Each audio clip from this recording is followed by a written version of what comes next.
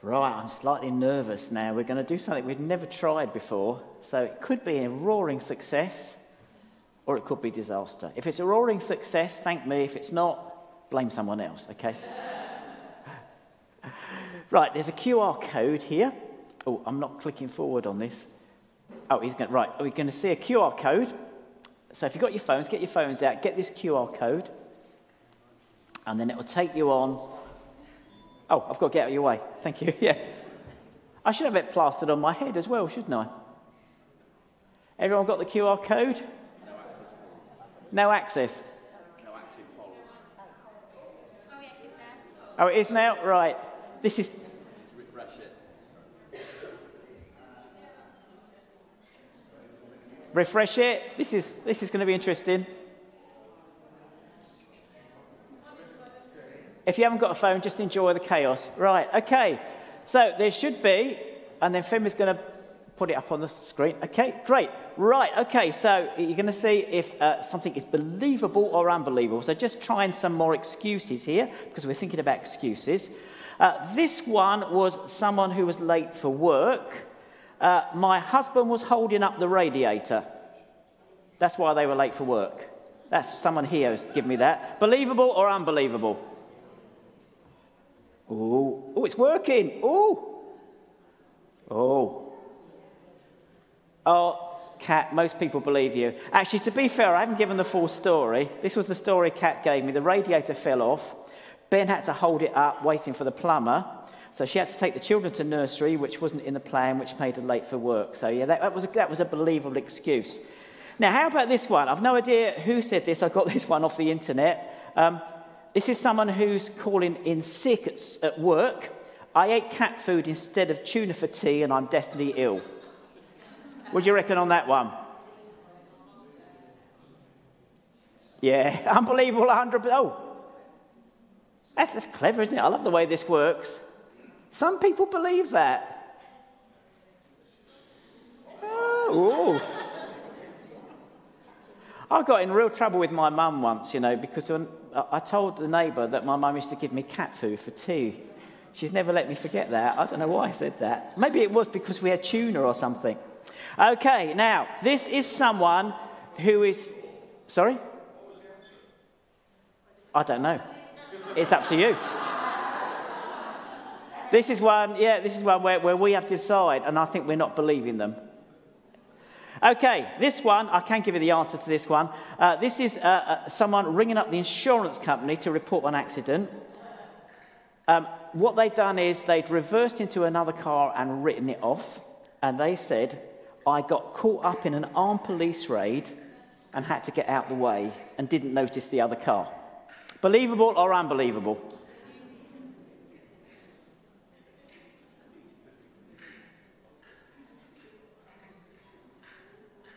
Yeah, it looks like it's believable. I'm glad you did, because that's me. It did actually happen to me. We were visiting Sean. I won't say where it was, but it wasn't the most scenic part of Nottingham. He's moved from there, I'm glad to say.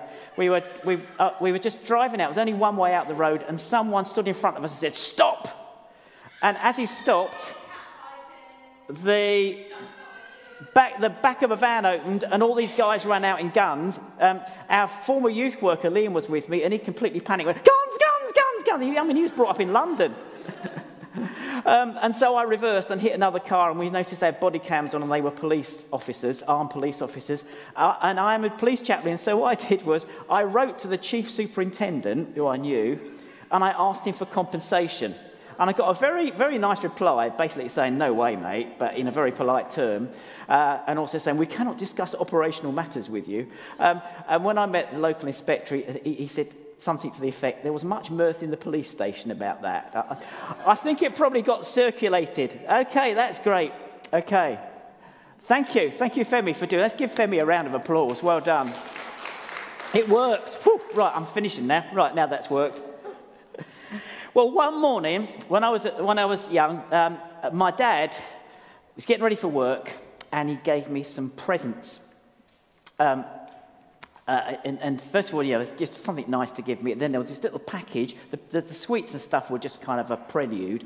Then there was this package, and I opened it, and it was a nice sort of pencil set. Pencils, and then, remember those circumference things? What do you call them? Compass. Which is dangerous, actually, in a school like I was in. And he said, these are to help you at school. And I had a kind of mixture of excitement and anxiety. I mean, I always liked a present, and, pencils I could draw pictures and things with. I wasn't thinking really of stuff at school. But I was thinking, why is Dad giving me a present? I mean, my dad is so tight. When he took a £5 note out, you could see the Queen blink. And I thought, why is he spending money on this? I'll tell you why. It was the day after parents' evening, and they had seen my teacher. And my stomach churned when I thought of it, because I remembered it was only that day of the parents' evening that I threw a desk at her. But you wouldn't blame me, because she was the Queen of Darkness. She really was the Queen of Darkness. But I really appreciate the way my dad, he didn't tell me that she told him that until later on. I was just hoping that, no one would know. No one would know that I threw a desk at the teacher and she sent me on the naughty corner like for the rest of the term. And she was evil. She really was. Actually, I got friendly with her later on. When I was in my last year, this was like junior school, I decided I'd build a bridge with her, and we became quite good friends. But she was really scary, really scary. I can't emphasise how scary she was. I still kind of tremble when I think of her. And Dad said, now, look, I've given you these so that you can do better at school. And I had all sorts of reasons. But Dad, Mrs. McMeekum is horrible. She's evil. She hates me. And Dad said, yes, yes. I mean, he tried to be diplomatic, but they told me later on they thought she was an awful teacher. And actually, my mum, after she did her teacher training, said, that woman called herself a teacher. She was horrible. But, he said, no, I know she's not very nice to you. I know that you don't like her much, but you've got to do your best. She won't be your teacher forever. And he gave me really good reasons, but I had lots of excuses. And, well, these are lovely pencils, but they'll go blunt. And it's hard, Dad, it's hard. I had loads of excuses.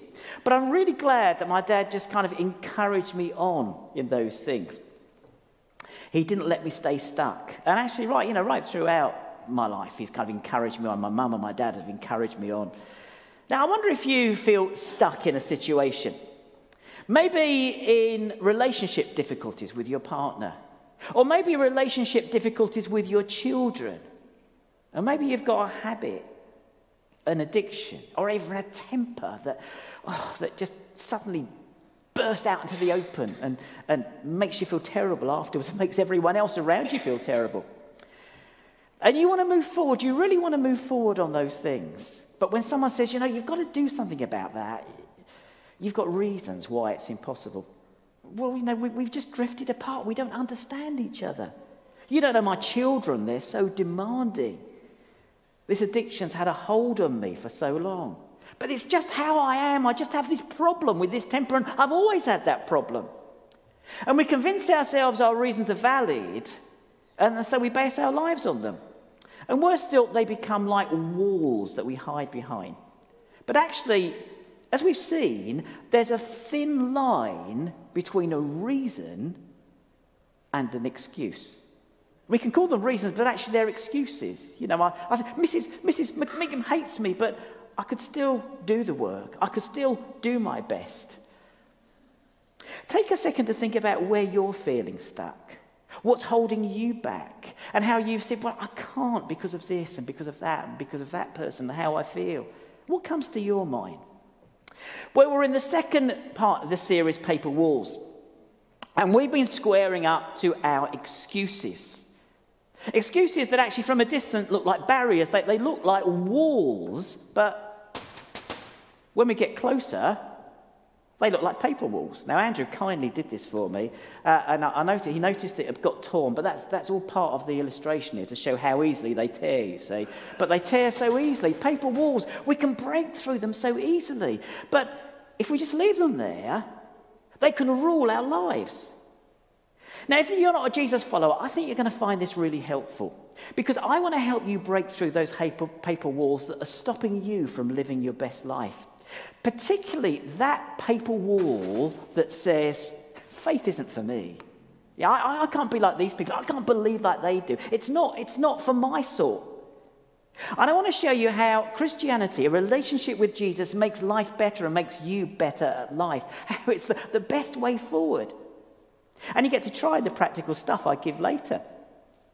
And for those of us who follow Jesus, this is even bigger, because there's a direct connection between our ability to follow him and our willingness to own up to our own excuses. See, as Christians, we hold our excuses, don't we?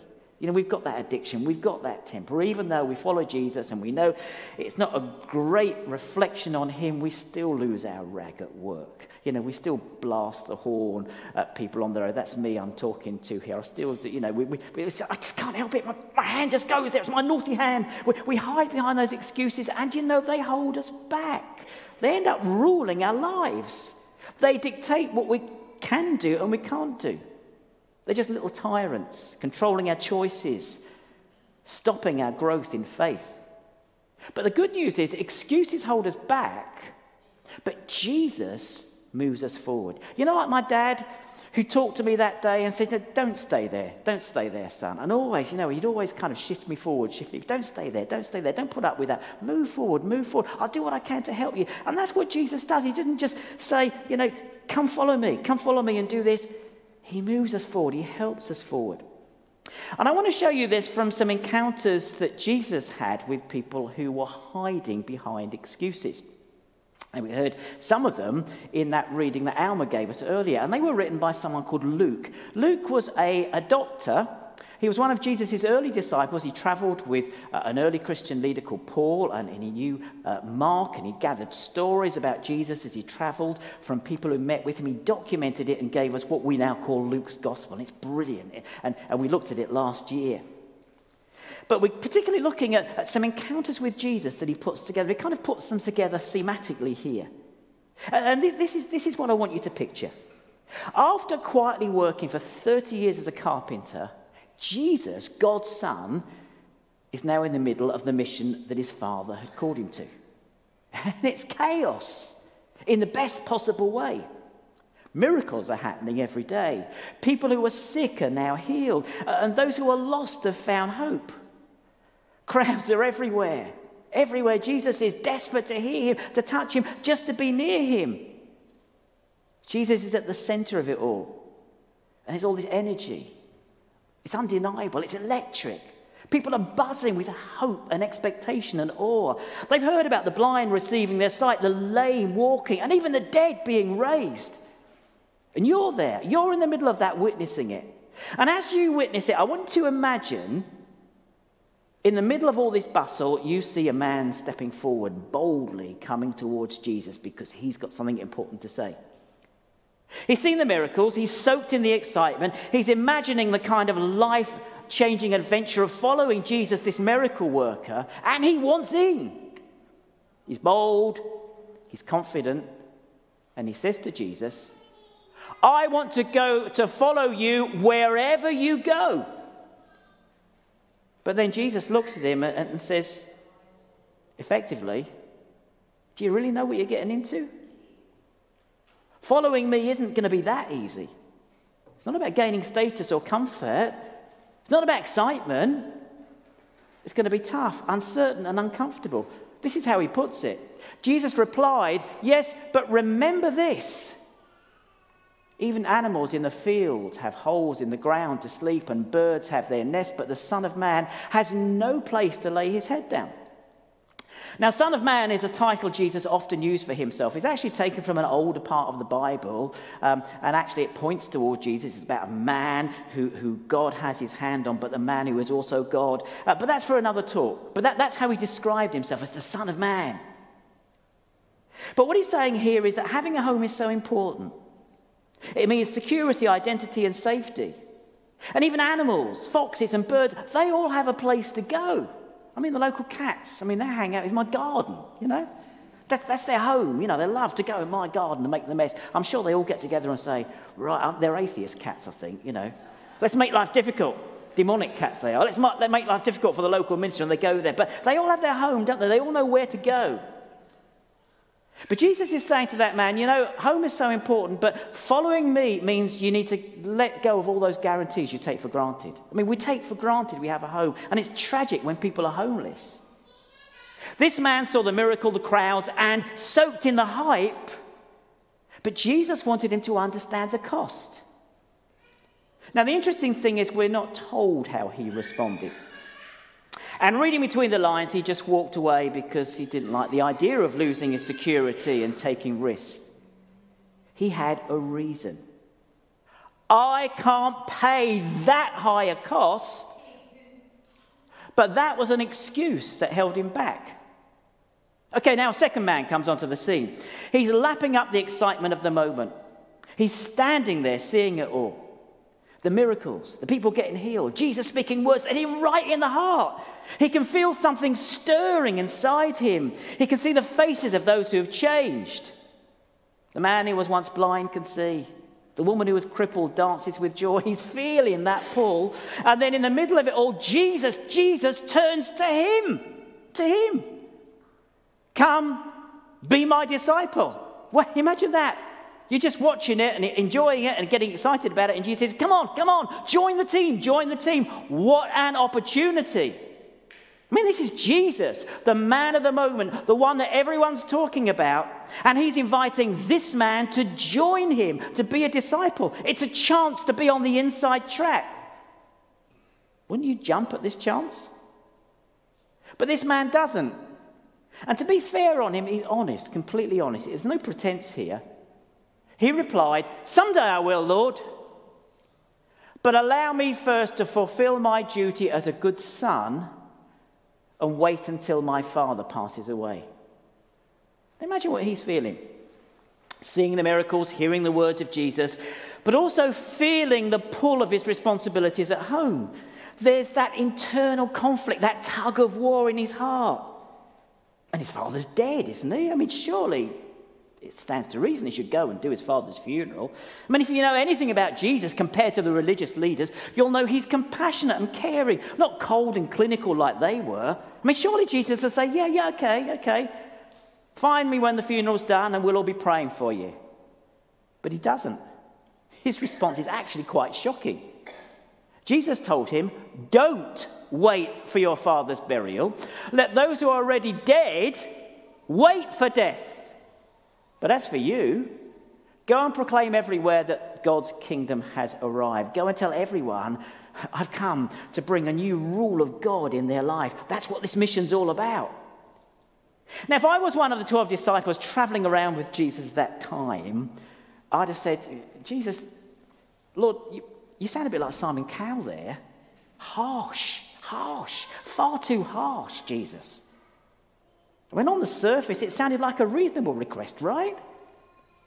But think about it. Let's think about it. If the father had actually died, he wouldn't be standing there. In that culture, and it's the same now in the Middle East, and actually friends of mine who come from the Middle East, it's the same in their culture. You would bury someone immediately. You had to because of the heat.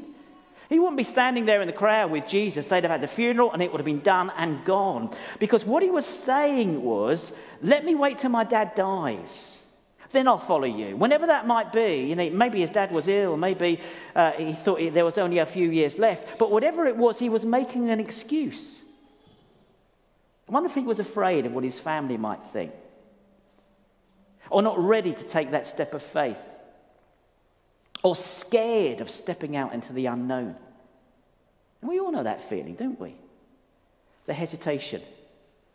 The fear of stepping out into what we don't know. We all crave the security of the familiar. Even if it means missing out on something extraordinary. This man's hesitation and the excuse that came from that shows us that he's torn between the opportunity to follow Jesus and the weight of his family responsibilities. He wants to follow, but he's not ready to let go of what feels safe and familiar. I mean, in that culture, loyalty to family was everything. It defined you. But Jesus is challenging this man. He's saying, don't use that as an excuse. Don't let even the good things hold you back.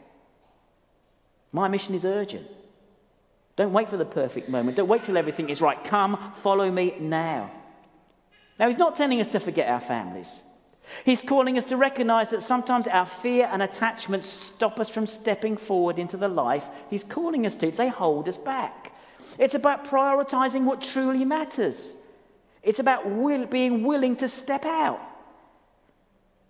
Because excuses hold us back, but Jesus moves us forward. Well, now we meet a third person. And Jesus invites him to be his disciple. And he says, Lord, I want to follow you too. But first, let me go home and say goodbye to my family. And that seems like a fair request, doesn't it? I mean, surely Jesus will agree to that one. But it's another paper wall. It's another excuse. And Jesus tears it down. Jesus told him, anyone who puts a hand to the plough and looks back is not fit for the kingdom of heaven. I mean, if I'd have been out, I'd have said, excuse me, Lord? Excuse me, Jesus? Am I a farmer? You know, I didn't say I was a farmer. What are you talking about? But of course, that was an agricultural society, and that was a kind of picture in words that he was using there, which Jesus often did. It's this picture of a farmer in a field, gripping the plough, focused straight ahead. He's got to plough straight lines. He's got a job to do. And the only way to make those furrows is to keep it straight and keep looking forward. If he looked back, the furrows become crooked and the work is wasted. And that's a picture. Jesus is saying that to truly follow him, we need to look ahead, not behind. If we're always looking back at what's familiar and at what's comfortable and what's safe, we'll never step forward into what God has for us. We'll just hide behind our excuses, behind those paper walls. Excuses hold us back, but Jesus moves us forward. So let me help you move forward. Now, if you're not a follower of Jesus, consider this an invitation to try it out. And for those who are, it's exactly what we've committed to. We've committed to say no excuses, everything for you. I'm going to follow you. And sometimes that's difficult. Sometimes he challenges us to do difficult things. A few years ago, I was I'm always enjoy being here, but, things were okay here, and I was coasting along quite happily, and then through some people the Lord brought in my path, and a book I read by Andy Stanley called Deep and Wide, the Lord really challenged me actually about approaching things differently, about actually being more outward looking as a church, to be a church that helps people find and follow Jesus, and to make sure my preaching was relevant to people on the outside, and we thought about the way we did services, and one part of me was really excited about this, and there was another part of me that was going, no, not at your age, just coast. You can coast, you can just coast, you can get there safely. But it's like that voice inside. I used to wake up in the morning, there was like these two people arguing in my head. One was saying, yeah, you've got to go forward in this way, and the other was saying, oh, what do you want to do that for? Some people came up in my head, they'll dig their heels in, they won't like it, you're going to have a conflict, that it's not going to be easy, and that was right actually, and I won't say who, but you are. So, sorry about that. But I had so many excuses, but I'm glad that the Lord showed me these were paper walls and they just had to be torn down. And when I finally stepped forward, I saw God's hand at work in ways that I couldn't have imagined. I'm so glad I didn't let my excuses rule me, and I hope you don't let them rule you. So let's break this down into some real actionable steps. Firstly, stretch your imagination. Take 5 minutes to dream, truly dream, Lord, what do you want me to do? Or if you're not a Jesus follower, how should my life look like? What if your life 5 years now, for 10 years from now, looked exactly the way you wanted it to? Forget the limits. Who would you be? That you've lost that temper. Your relationships are strong. You haven't got that addiction anymore. You're bonded with your children. You're bonded with your colleagues. What kind of impact would that have on you? What bold choices would you have made? And if you're a Jesus follower, what impact for the kingdom would that be? Because that's the most important thing. 5 years' time as a Jesus follower, how can I make the most impact? I'm not a spring chicken. And I tell you, the danger that when you get to kind of my age, about 45, the danger is you just coast. You just coast. If I start coasting, kick me out. I just I'm not going to coast. But it's not easy. It's not easy because naturally we're inclined to go for the comfortable option. When you get those Uber things, you can go for the cheapo, uncomfortable one. Uncomfortable, less uncomfortable, and then deluxe, which is about 3 times the price. And spiritually, I'd go for the deluxe. Nice, comfortable ride in ministry. But that's not the way it is. That's not the way God calls us. But think about it. Think about where that would take you. And pick one of those dreams, just one that feels like a stretch, and let it become your target for growth. Keep it visible this week, whether you've written it on your phone or on a bit of paper. And make it a matter of prayer. Every small step towards that vision gets you closer. And then build momentum. See, big change doesn't come with big steps. It's small steps, bit by bit. So this week, how about choosing one ridiculously small step? Something so simple there's no chance of failure. Maybe it's something like texting someone you've been meaning to check on. Actually, talking to someone who you've been ghosting for some time. Spending 5 uninterrupted minutes talking to God, reflecting. Having that conversation with that person that you've been avoiding. Sorry, when I wasn't saying I'm avoiding now, I was saying musicians come up.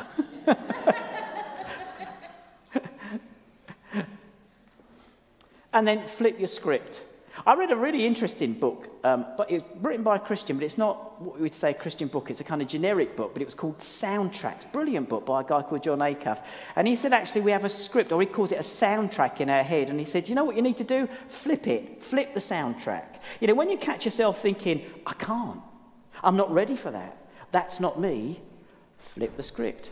When I found myself saying, there's going to be too much hassle, I flipped it and thought, there's going to be so much blessing. We're going to see so much growth in the kingdom. I flipped the script. So ask yourself, what if I could? What if I'm more ready to take that step than I realise? And write down one action, just one, that you could take if you were ready. And if you're not a Jesus follower, check out that journey. Now, you might feel a big pull towards faith and be ready for a big yes. Yeah, I want to know more about Jesus. I want to come to Jesus. That's great. We want to talk to you about that. But maybe you're not quite there yet and you want to have a little yes, a small step. How about coming tonight to deeper and actually seeing what it's like to encounter God? How about opening up to a Christian friend about your questions? Or maybe you're a healthy maybe, just exploring. Keep asking those questions, keep seeking, keep taking those steps of curiosity. We've all faced moments where our excuses feel like walls, strong, immovable and convincing. But today we've seen they're just paper walls.